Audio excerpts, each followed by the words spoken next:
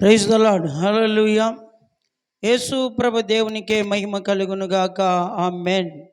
మరి ఈ సమయంలో మీ అందరికీ కూడా నా హృదయపూర్వకమైన వందనాలు తెలియజేస్తున్నాను. ఈరోజు చాలామంది యథార్థవంతులుగా ఉండలేకపోతూ ఉన్నారు. మరి కొన్నిసార్లు అంటూ ఉంటాం, నా వంశము యథార్థమైనది అని. మరి ఈరోజు చాలామంది మేము యథార్థవంతులము అంటూ ఉంటారు. ఏదో మనం సొంతంగా మాట్లాడుకొని మేము యథార్థవంతులము అనుకుంటే సరిపోదు. మనము యథార్థవంతులముగా ఉండాలి. యేసుప్రభుల వారు ఒక మాట అన్నాడు, యథార్థవంతులకు ఆయన ఏ మేలు చేయక మానడు అని. ఈరోజు యథార్థవంతులకు మేలు చేసేవాడు యేసుప్రభుల వారు. మరి నీ జీవితంలో నీకు మేలు కావాలి అని అనుకుంటే, నీ జీవితంలో నీకు మేలు కావాలి అని అనుకుంటే నువ్వు యథార్థవంతునిగా ఉండాలి. యథార్థవంతులు భూమి మీద ఎవరు కూడా లేరు.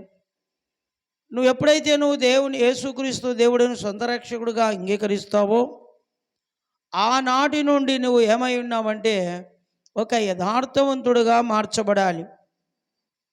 అవునంటే అవును, కాదంటే కాదు అన్నట్లుగా ఉండాలి. యథార్థత అన్నది చాలా ప్రాముఖ్యమైనది. యేసుక్రీస్తు ప్రభుల వారి దగ్గర నేర్చుకోవాలి మనము యథార్థత. అలాంటి యథార్థత మనము నేర్చుకునే వారముగా ఉండాలి. ప్రియమైన దేవుని బిడ్డలారా, ఏదేమైనప్పటికీ కూడా బైబిల్ గ్రంథములో మరి కీర్తనాకారుడు 11వ కీర్తన 7వ వచనం చూడండి. యెహోవా నీతిమంతుడు, ఆయన నీతిని ప్రేమించువాడు, యథార్థవంతులు ఆయన ముఖదర్శనమును చేసేదారు. చూడండి, యథార్థవంతులు ఏం చేస్తారంటే ఆయన ముఖదర్శనాన్ని చూస్తారంట. మోసే దేవుని ముఖాన్ని చూసినాడు. ఏం చూసినాడు? దేవుని ముఖాన్ని ఆయన చూసినట్లుగా మనం చూస్తున్నాం. మరి యాకోబు కూడా మోసగాడే కానీ దేవుణ్ణి చూసినాడు. ఎప్పుడు చూసినాడు? పశ్చాత్తాపడినప్పుడు. ఈరోజు మనము కూడా దేవుని చూడాలి అంటే పశ్చాత్తాపడాలి.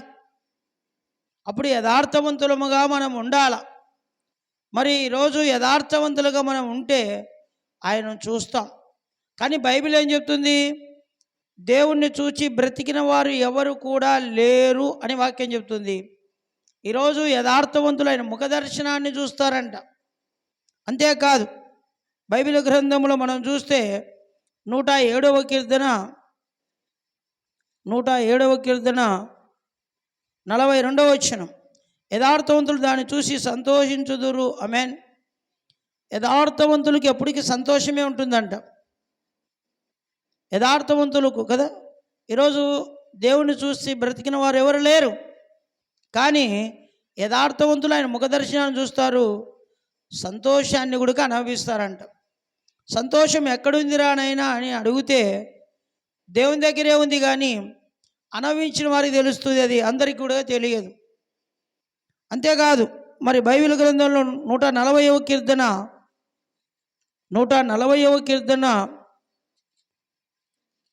12వ వచనం చూడండి. నిశ్చయముగా నీతిమంతులు నీ నామమునకు కృతజ్ఞతలు చెల్లించుదురు, యథార్థం నీ సన్నిధిని నివసించెదరు. చూడండి, యథార్థవంతులు ఆయన సన్నిధిలో ఉంటారంట. ఎప్పటికీ కూడా ఎప్పుడు ప్రార్థనా జీవితం కలిగి ఉంటారు యథార్థవంతులు. ఈరోజు మనము కూడా యథార్థత కలిగి ఉంటే ఆయన సన్నిధిలో ఎప్పటికీ ఉంటాం. ఆయన సన్నిధి ఎక్కడుంది? దేవుని మందిరంలోనే కాదు, నువ్వు ఎక్కడ కూర్చొని ప్రార్థన చేస్తే అక్కడ ఆయన సన్నిధి ఉంది. కానీ దేవాలయాలు, పరిశుద్ధమైన దేవాలయాలు ఎందుకు కట్టినారంటే అందరము సంఘమంతయు కలిసి అక్కడ ఆరాధించడానికి దేవుడు ఏర్పాటు చేసినాడు. అయితే అది సబ్బాత్ దినం రోజున, అది ఆదివారం రోజున, పునరుద్ధాన దినమున దేవుని మందిరంలో గడపాలి. అయితే మిగతా పూట్ల నువ్వు ఎక్కడ గడిపినా, ఏ సమయంలో ఎక్కడున్నా దేవునికి నువ్వు అనుకూలంగా ఉండి ప్రార్థన చేస్తే ఖచ్చితంగా నీ జీవితంలో ఆయన ముఖదర్శనాన్ని నువ్వు చూస్తావు, సంతోషిస్తావు. నువ్వు అటు ఆనందాన్ని అనుభవిస్తావు. అంతేకాదు నీకు ఒక అతిశయం కూడా ఉంటుంది కదా. చూడండి, ఆయన సన్నిధిలో మనం ఉంటామని వాక్యము తేటగా మనతో మాట్లాడుతున్నాడు. అయితే సామెతలు 2వ అధ్యాయం చూస్తే 21వ వచనములో యథార్థవంతులు దేశమందు నివసించుదురు. అమెన్. చూడండి, యథార్థవంతులు దేశంలో నివాసం చేస్తారంట, నివసిస్తారంట, ఉంటారంట. ఈరోజు మనము కూడా యథార్థత కలిగి ఉంటే ఖచ్చితంగా మనము దేశంలో ఉంటాం.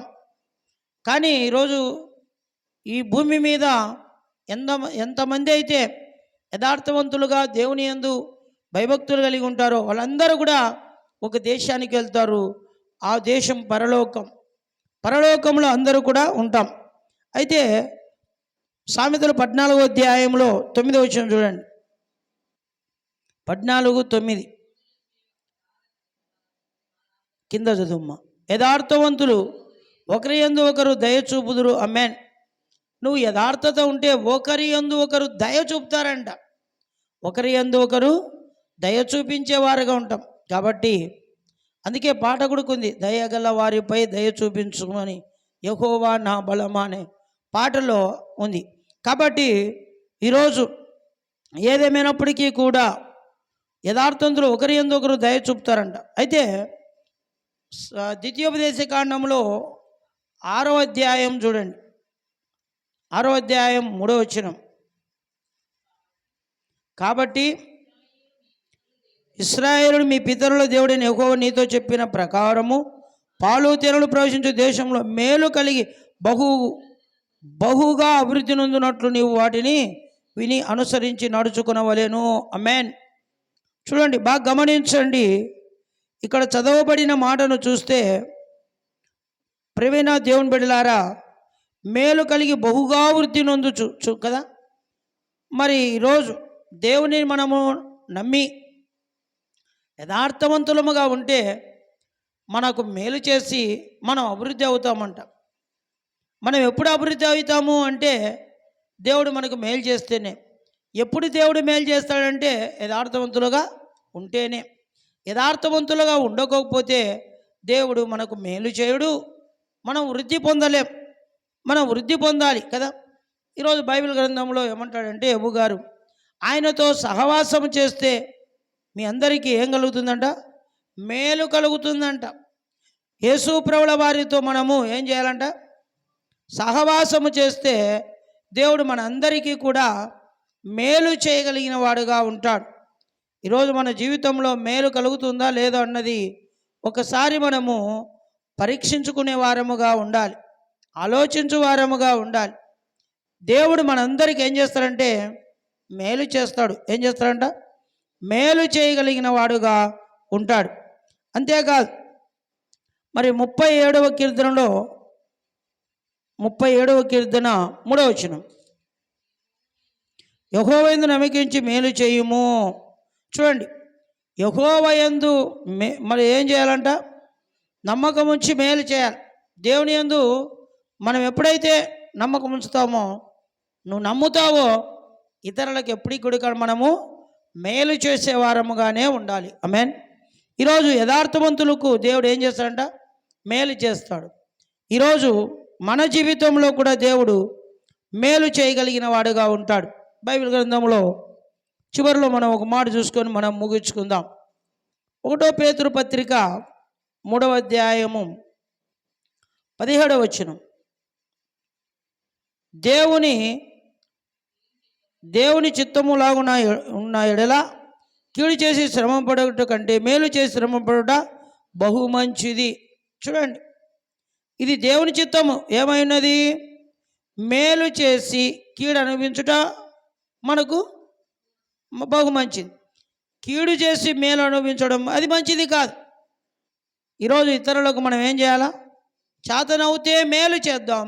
లేదంటే నీకు మేలు చేసే గుణము నీలో లేకపోతే మౌనంగా ఉండడమే క్షేమం. మౌనంగా ఉండడమే క్షేమం.